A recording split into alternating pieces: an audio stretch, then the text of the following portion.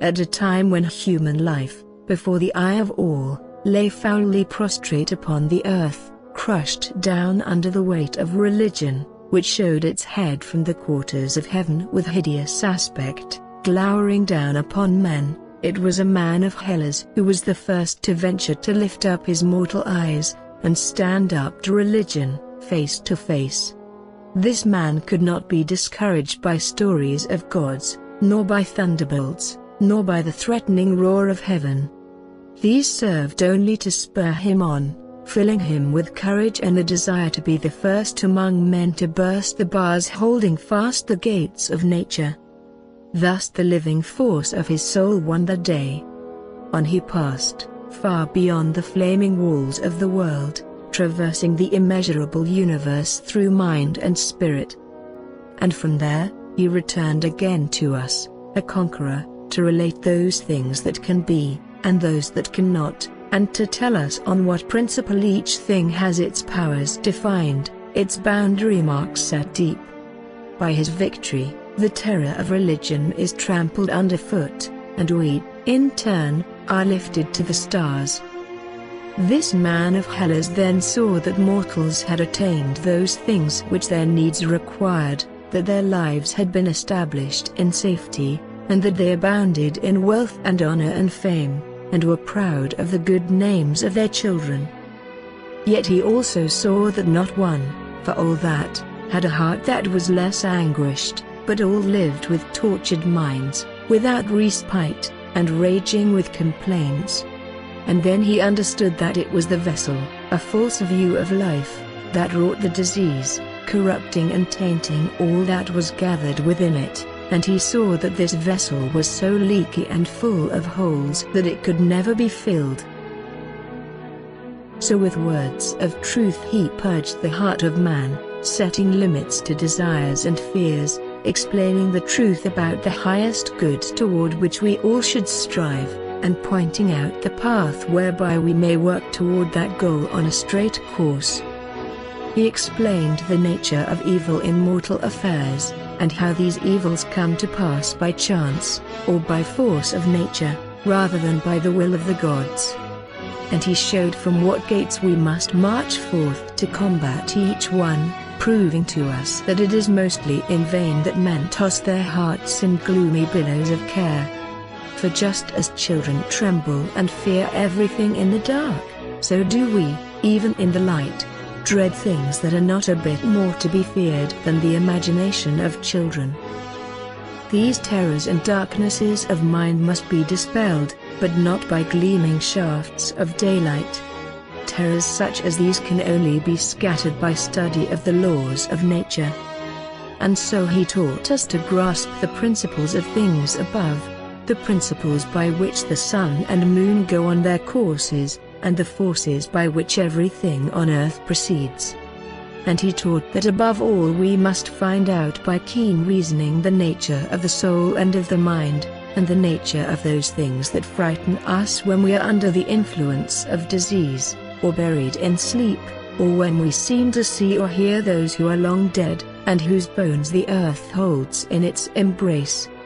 And he taught us that unless, at the very first, we have confidence in our senses as to those things which are clear and apparent to us, there will be nothing to which we can appeal when we seek to prove, by reasoning of the mind, anything about those things which are hidden. Thus the wise man will hold firmly to that which is true, and he will not be a mere skeptic. Yet there are some men who will claim that nothing at all can be known. As for these, they know not whether even their own claim can be known, since they admit that they know nothing. We therefore decline to argue with men who place their head where their feet should be. And yet, even if we granted their claim that they know nothing, we would still ask these questions. Since they have never yet seen any truth in anything, how do they know what knowing and not knowing are? What is it that has produced in them this knowledge of the true and the false? What is it that has proved to them the difference between the doubtful and the certain? That which is able to refute the false must by nature be provable with a higher certainty to be true. And what can fairly be accounted of higher certainty than sensation? Can reasoning alone contradict the senses, when reasoning itself is wholly founded on the senses? If the senses are not true, all reasoning is rendered false as well. So if by reasoning you are unable to explain why a thing close at hand appears square, but at a distance appears round, it is far better for you to state that you do not know the reason, rather than to let slip from your grasp your confidence in sensing those things that are clear. For if you lose your confidence in your senses, you will ruin the groundwork and foundation on which all of your life and existence rest. Not only would reason collapse, but life itself would fall to the ground, were you to lose confidence in your senses and fail to use them to shun those pitfalls in life which must be avoided. Just as when you erect a building, if your ruler is crooked, your square is untrue, and your level is sloped, then your construction will be faulty, without symmetry, and leaning, with its parts disposed to fall, all ruined by the first erroneous measurements. So too will all your efforts at reasoning about things be distorted and false if the sensations on which your reasoning is based are unreliable. Therefore, as we reason, we must grasp firmly the ideas which we attach to words, so that we may thereafter be able to refer to those words with confidence, and not leave everything uncertain, or go on explaining to infinity with words devoid of meaning. Thus, while we direct our greatest and highest interests by reason throughout our whole life, we do not rely on dialectical reason or logic as our ultimate canon of truth. Instead, the faculties which constitute our canon of truth are our senses, our preconceptions, and our feelings of pleasure and pain, for it is by means of these that we test those things which are true, and determine those which are obscure and need confirmation. For only when those things which are clear to us are understood, is it time to consider those things which are obscure. Now, apply your mind, for a new question struggles earnestly to gain your ears, a new aspect of things is about to display itself. Do not be dismayed by the novelty of my words, weigh these matters with keen judgment, and if they seem to you to be true, embrace them, or if they be false, gird yourself to battle them. Just as dogs discover by smell the lair of a wild beast that is covered over with leaves, you, by yourself alone, must learn to see one thing after another, and find your way into dark corners to draw forth the truth. Think carefully on these things, and then, one step after another, the true path will grow clear. Not even the darkest night will rob you of the road, for each step will light the torch for the next. So we begin the study of nature with this first observation: nothing is created out of that which does not exist. For if it were, everything would be created out of everything, with no need of seeds. But if this were so, men might be born out of the sea, fish out of the earth, and birds might burst forth out of the sky. Nor would the same fruits keep constant to trees, but would change. Any tree might bear any fruit. But in fact we see that this is not so, because things are all produced from fixed seeds. Each thing is born and goes forth into the borders of light composed of its own combination of elements, and for this reason all things cannot be gotten out of all things, because in particular elements resides a distinct power. And from these distinct powers of particular elements, all kinds of herbage and corn and joyous trees even now spring in plenty out of the earth, each after its own fashion, and all preserve their distinctive differences according to a fixed law of nature.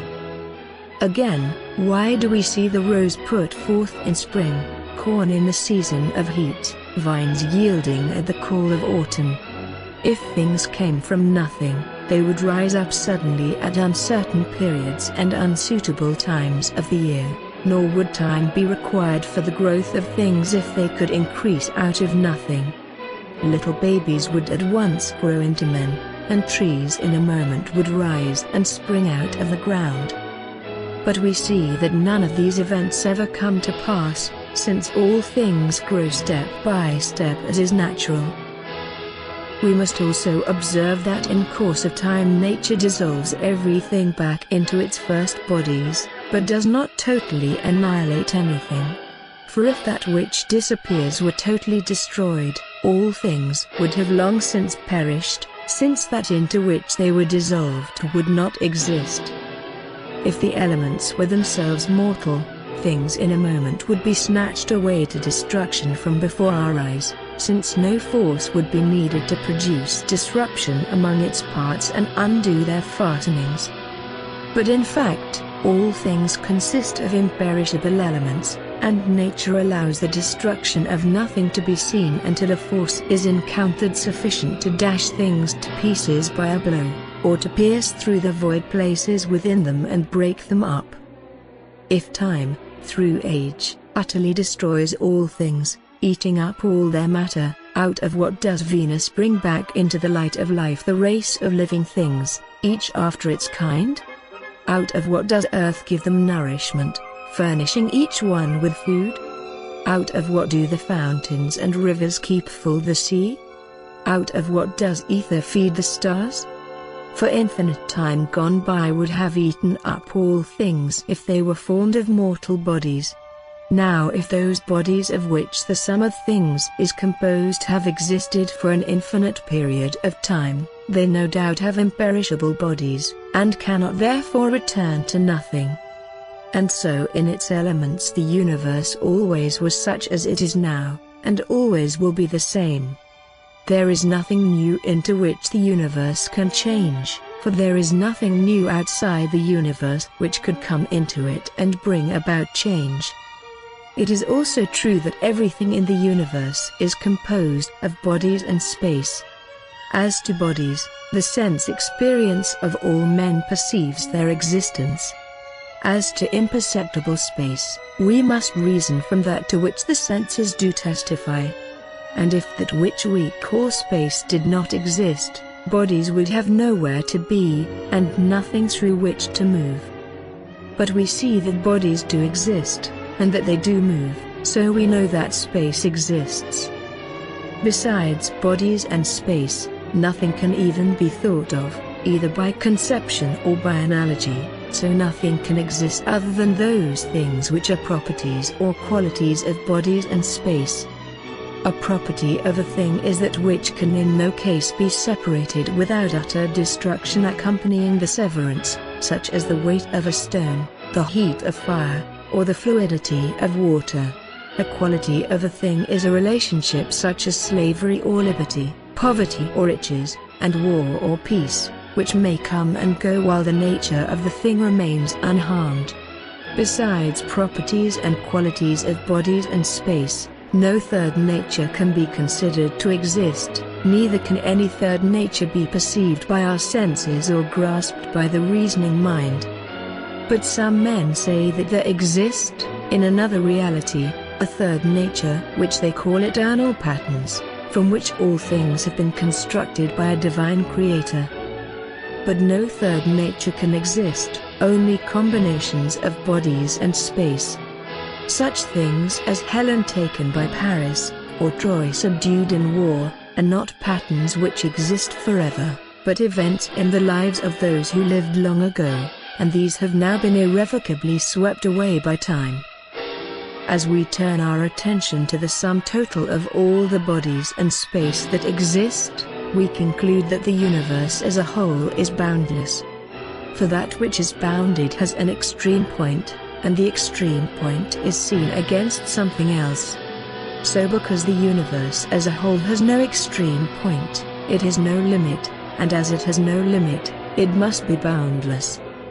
And in this boundless universe there are limitless numbers of worlds, some of which are like our own, and among such worlds there are living creatures and plants such as we see in this world. For in the sum of all that exists there is no one thing which is begotten by itself alone, so all instance of its kind, but a thing always belongs to some class of which there are many others. And if there is so great a store of seeds that the whole can never be counted, and if the same force and nature abide in them as we see here in our own world, then we must admit that in other parts of space there are other earths, other kinds of wild beasts, and other races of men.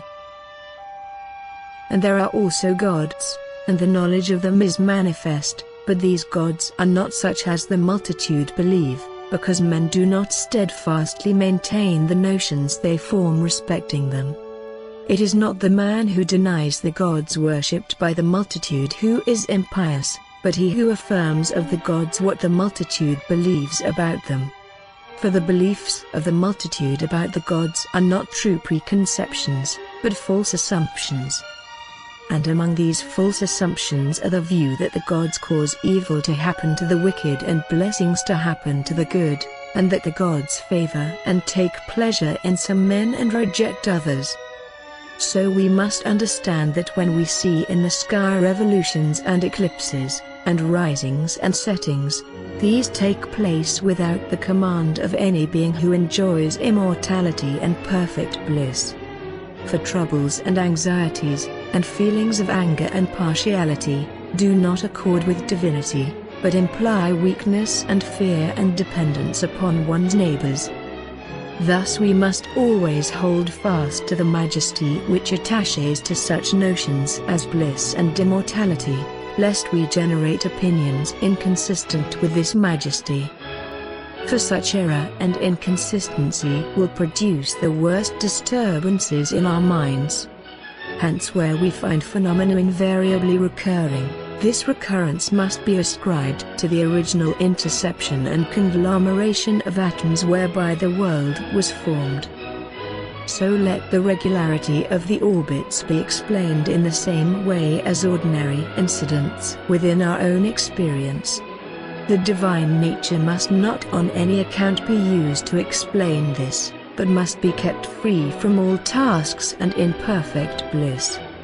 Unless this is done, the study of celestial phenomena will be in vain, as indeed it has been in vain for those who have fallen into the folly of supposing that these events can happen only in one way, and who reject all other possible explanations.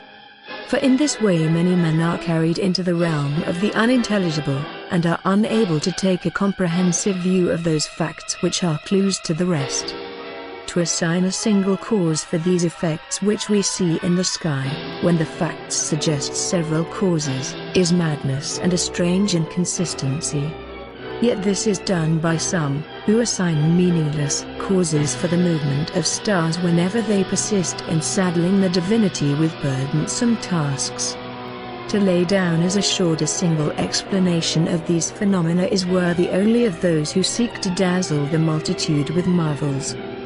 Such are those men who, straying widely from true reason, are famous for obscurity, more among the frivolous than among those earnest men who seek the truth. For fools admire things which they perceive to be concealed under involved language, and they believe those things which tickle the ear and are varnished over with finely sounding phrases. Some men who oppose us assert that nature cannot without the providence of the gods vary the seasons of the year, bring forth crops, or do all those other things which divine pleasure, the guide of life, prompts men and other living things to do, escorting us in person, and enticing us by her guidance, so that neither mankind nor any race of living things may come to an end. Likewise, there are those who seek to foretell the weather from the behavior of certain animals, which is mere coincidence. For animals offer no necessary reason why a storm should be produced, and no divine being sits aloft, observing when these animals go out, and afterwards fulfilling the signs which they have given. Such folly as this would not occur to the most ordinary being of the slightest enlightenment, much less to a divinity who enjoys perfect blissfulness. But do not be afraid that, in following true reason, you are entering on unholy ground, or treading the path of sin, For on the contrary, it is religion that has given birth to the most sinful and unholy deeds. So great are the evil deeds which religion can prompt. And so those men are wrong who claim that fear of the gods is necessary to keep men from doing evil. For wrongdoers do not fear the penalty of law, and they fear neither the true gods, nor the gods of Plato and Socrates, otherwise they would not do wrong. And so we see that those nations which are the most superstitious are frequently the most vile of peoples. So be aware that the priests, by means of terrorizing threats, will seek to cause you to fall away from true reason. How many dreams they lay out for you, to upset the calculations of your life, and confound all your future plans with fear. These tales are spun for a reason. The priests know that men, so long as they fear everlasting pain after death, have no means of resisting the threats of religion. Therefore you must come to understand that death is nothing to us, for good and evil require the capacity for sensation, and death is the end of all sensation. A correct understanding that death is nothing to us allows us to enjoy life, not by adding to life a limitless time, but by taking away the yearning after immortality. For life has no terrors for him who has thoroughly understood that there are no terrors in ceasing to live. Foolish then is the man who says that he fears death, not because it will pain him when it comes, but because it pains him to think of it now. But it makes no sense to fear that which can cause no pain when it is present. Death, therefore, which some say is the most awful of evils, is nothing to us, seeing that, when we are alive, death has not yet come, and, when death has come, we no longer exist. And so while we live, let neither the young be slow to seek wisdom, nor the old weary in the search of it. For no age is too early or too late for the health of the soul. And to say that the season for studying philosophy has not yet come, or that it is past and gone, is like saying that the season for happiness has not yet come, or that it is now no more. But some men argue that happiness is not the goal of life, and that there is some particular final and ultimate good, an end to which all other things are means, while not itself a means to anything else. But we say that it is pleasure that is our first and kindred good, the alpha and omega of a blessed life, and that all pleasure is good. And so the greatest good is that which brings about unsurpassable joy, such as the bare escape from some dreadful calamity. And this is the nature of the good, if one apprehends it rightly, and stands by his finding, and does not go on walking round and round, harping uselessly on the meaning of good. And by this we mean that pleasurable living is the ultimate end prescribed by nature. If you do not on every occasion refer each of your actions to this end, but instead of this you turn to some other end, your actions will not be consistent with your goal. For we see that every animal, as soon as it is born, seeks for pleasure, and delights in pleasure, while it recoils from pain, and so far as possible avoids it. This every young animal does as long as it remains unperverted, at the prompting of nature's own unbiased and honest verdict. It is pleasure that fills the sea with ships and the lands with corn, and by pleasure is every kind of living thing conceived, rising up to behold the light of the sun. And in the pleasure of spring the birds take flight, the wild herds bound over green pastures and swim the rapid rivers, each in turn following the charms of pleasure with desire leading them on to continue their races. The proof that pleasure is our guide of life is more luminous than daylight itself. Our evidence is derived entirely from nature's sources, and rests firmly for confirmation on the unbiased and unimpeachable evidence of the senses. Lisping babies, even dumb animals, prompted by nature's teaching, can almost find their voice to proclaim to us that there is no welfare but pleasure, no hardship but pain, and their judgment in these matters is neither sophistic nor biased. Thus there is no necessity for argument or discussion to prove that pleasure is desirable and pain is to be avoided. These facts are perceived by the senses, in the same way that we perceive that fire is hot, snow is white, and honey is sweet. If we were to strip a man of all sensation, nothing would remain of his life. It therefore follows that nature herself, through these faculties of sensation, is the judge of that which is in accord with or contrary to nature. And what faculty does nature grant for perception and judgment of that which is to be desired and avoided besides pleasure and pain? None of this needs to be proved by elaborate argument, it is enough merely to draw attention to it. For there is a difference between formal syllogistic proof of a thing and a mere notice or reminder. Syllogistic reasoning is appropriate for abstract and hidden matters, but mere observation is all that is necessary to establish facts which are obvious and evident.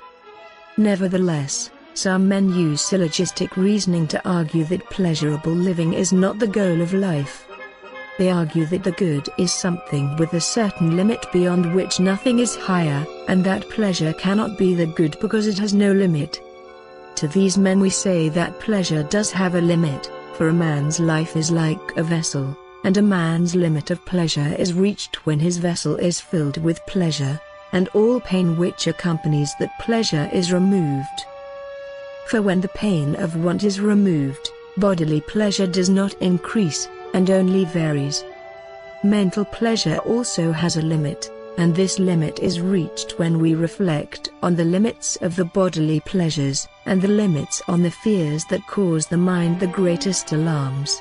For although the body itself knows no limits to the time required to fulfill its pleasures, the mind, intellectually grasping the goal and the limits of the flesh, is capable of banishing all terror of the future, and of procuring a life that is complete in the knowledge that we have no need of unlimited time. This is because the mind can grasp that if we measure the limits of pleasure through reason, unlimited time can afford no purer pleasure than limited time. But it is impossible for someone to dispel the pain of fear about the most important matters in life if he does not understand the nature of the universe, and if he gives credence to myths. So for those who do not study nature, there can be no enjoyment of pure pleasure. Other men argue that pleasure cannot be the good because the pleasant life is more desirable when virtue is added. These men say that if the addition of virtue is better, then pleasure is not the good, for the good cannot become more desirable by the addition of anything to it. But those who place the good in virtue are beguiled by the glamour of a name, and do not understand the true demands of nature. If they will simply listen to Epicurus, they will be delivered from the grossest terror.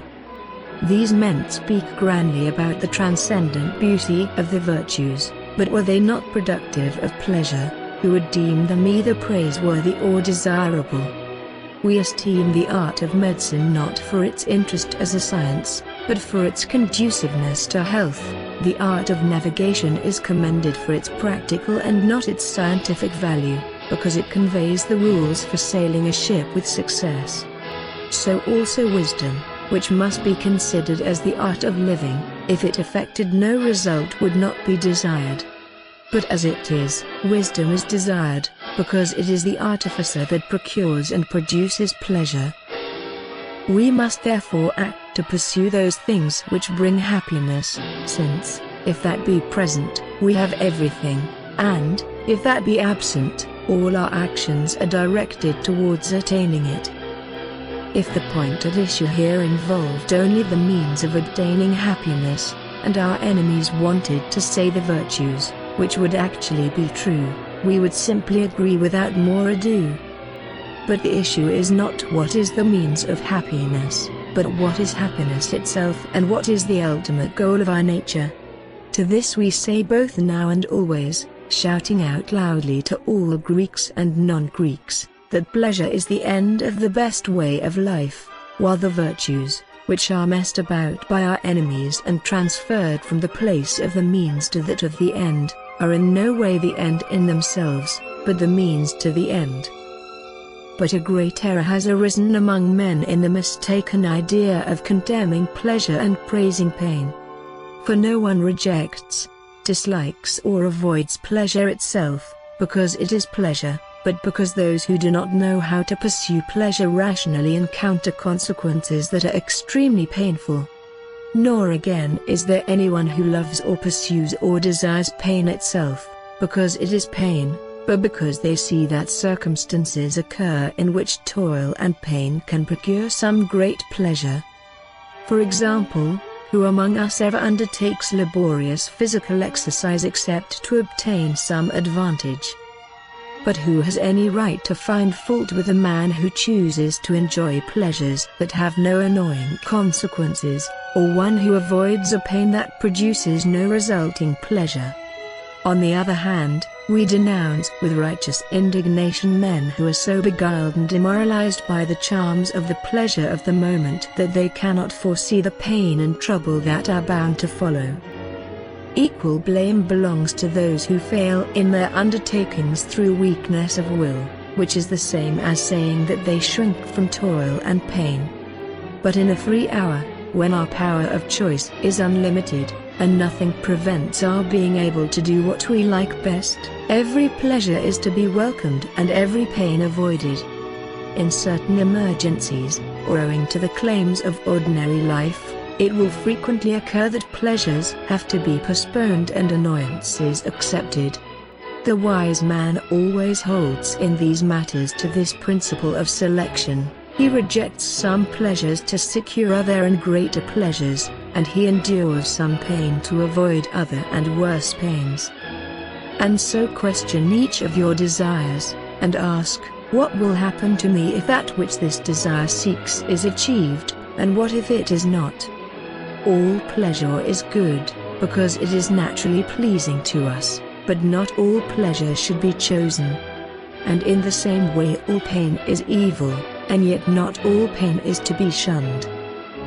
It is by measuring one against another, and by looking at the conveniences and inconveniences, that all these matters must be judged.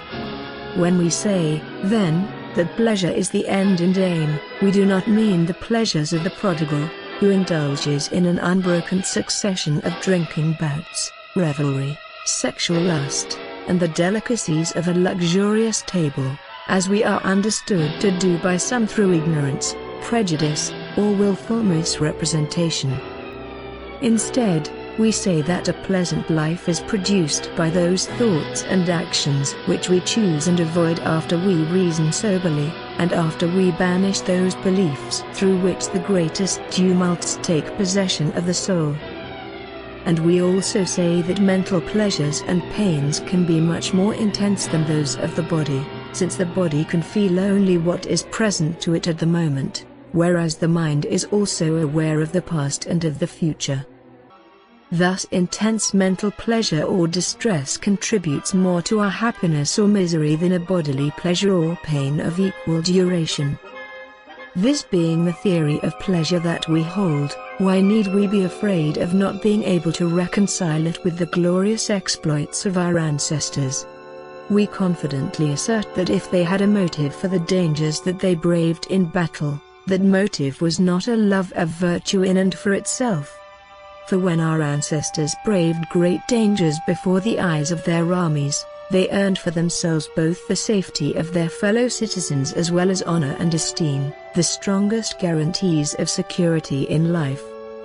And so we must act for ourselves to determine what to choose and avoid, and therefore the wise man scorns fate, which some introduce as sovereign over all things. The wise man affirms that some things happen by necessity, others happen by chance, and others happen through our own agency. For the wise man sees that necessity destroys responsibility, and that chance is inconstant, but our own actions are autonomous, and it is to our own actions that praise and blame naturally attach. It would be better to accept the legends of the gods than to bow beneath the yoke of destiny which determinist philosophers have imposed. The legends of the gods at least hold out some faint hope that we may escape punishment, if we honor them. But the necessity of the determinist philosophers is deaf to all entreaties. Necessity is an evil, but there is no necessity for continuing to live with necessity, and if life is unendurable, we may serenely quit life's theater when the play has ceased to please us. On the other hand, the man who has many good reasons for ending his own life is of very small account. And this is because life is desirable, and those who say that it would be better never to have been born are the most foolish. For such men could easily depart from life if they truly believed what they were saying.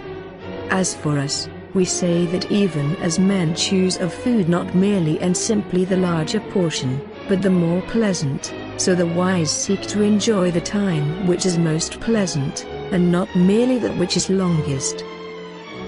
And we also say that the wise man does not hold fortune to be a god, as the world in general does, for in the action of a god there is no disorder. The misfortune of the wise is better than the prosperity of the fool, and it is better that what we judge to be good action not owe its success to the aid of chance. And that is why we regard independence of outward things to be a great good, not so that we in all cases will have little, but so that we will be content with little if we do not have much. This is because we are honestly persuaded that we have the sweetest enjoyment of luxury when we are least in need of it. To habituate oneself to a simple and inexpensive diet supplies all that is needed for health, and enables a man to meet the necessary requirements of life without shrinking. This places us in a better condition to enjoy those times when we approach luxury, and renders us fearless of fortune. But there is also a limit in simple living, and he who fails to understand this falls into an error as great as that of the man who gives way to extravagance. And likewise, to those men who say that emotion is to be avoided or repressed as a danger to the good life, we say that the wise man feels his emotions more deeply than do other men, and this is no hindrance to his wisdom. As we decide what it is we should choose and avoid, we must avoid the error of those men who spend their whole lives furnishing for themselves the things they think are proper to life, without realizing that each man at birth was poured a mortal brew to drink. For every man passes out of life as if he had just been born, and the same span of time is both the beginning and the end of his greatest good. So remember that you have been born once and cannot be born a second time, and for all eternity you shall no longer exist. You are not in control of tomorrow, so do not postpone your happiness, and waste your life by delaying, for each one of us dies without enjoying excess time. But we should be grateful to nature, because she has made the necessities of life easy to acquire, and she has made those things that are difficult to acquire unnecessary. When misfortune comes, we should find solace in the happy memory of what has been, and in the knowledge that what has been cannot be undone. For the man who forgets his past blessings on that day becomes old. Remember also that of all the means which wisdom acquires to ensure happiness throughout the whole of life, by far the most important is friendship. For friendship dances around the world, bidding us all to awaken to the recognition of happiness. So at one and the same time, we must philosophize, laugh, and manage our household and other business, while never ceasing to proclaim the words of true philosophy. And as we proclaim this true philosophy, it is preferable to seem to speak in oracles that are of advantage to all men, even though no men understand us, rather than conform to popular opinion and thereby gain the constant praise that comes from the many. So we must free ourselves from the prison of public education and politics, and hoist our sail and flee that which passes as culture. For the soul neither rids itself of disturbance, nor gains a worthwhile joy, through possession of great wealth, nor by the honor and admiration bestowed by the crowd, nor through any of the other things sought by unlimited desire. The study of nature does not create men who are fond of boasting and chattering, or who show off the culture that impresses the many, but rather men who are strong and self-sufficient, and who take pride in their own personal qualities, not in those that depend on external circumstances. And the greatest fruit of this self-sufficiency is freedom. But in contrast to freedom, some men say that there is a single true law which applies universally to all men, and is unchanging and everlasting, and that this single law summons all to duty by its commands and averts all from wrongdoing by its prohibitions. These men say that it is a sin to try to alter or repeal this law, and there should not be different laws at Rome and at Athens, or now and in the future, but one eternal and unchangeable law for all nations and all times. To these men of a single law, we say that there never was such a thing as absolute justice, but only agreements made in mutual dealings among particular men, at various times and places, to provide against infliction or suffering of harm. And while we also say that justice is the same for all, as it is something found mutually beneficial in the dealings of men, justice differs in how it applies to particular places and circumstances, and the same thing is not necessarily just for everyone. Whether a law is just depends on whether it is mutually advantageous, and this varies according to circumstances. A law ceases to be just when it is no longer advantageous for the mutual dealings of the citizens involved. Thus the man who best knows how to meet external threats makes into one family all the creatures he can, and those he cannot, he at any rate does not treat as aliens. Where he finds even this impossible, he avoids all dealings, and, so far as is advantageous, excludes them from his life. Yet some men indulge, without limit, their avarice, ambition, and love of power, to the extent that they must be restrained, rather than reformed. Therefore any means of obtaining protection from other men is a natural good. Those who possess the power to defend themselves against threats by their neighbors, being thus in possession of the surest guarantee of security, live the most pleasant life with one another. And so let us remember that the most excellent and desirable life consists of living in the continuous enjoyment of numerous and vivid pleasures, of both body and mind, undisturbed either by the presence or by the prospect of pain. To achieve this, we must possess a strength of mind that is proof against all fear of death or of pain. We must know that death means complete unconsciousness. And we must know that pain is generally light, if long, and short, if strong. And we must have no dread of any supernatural power, nor must we ever allow the pleasures of the past to fade away, but we must constantly renew their enjoyment in our recollection. Keep in mind all these things you have been taught, and you will escape far away from myth.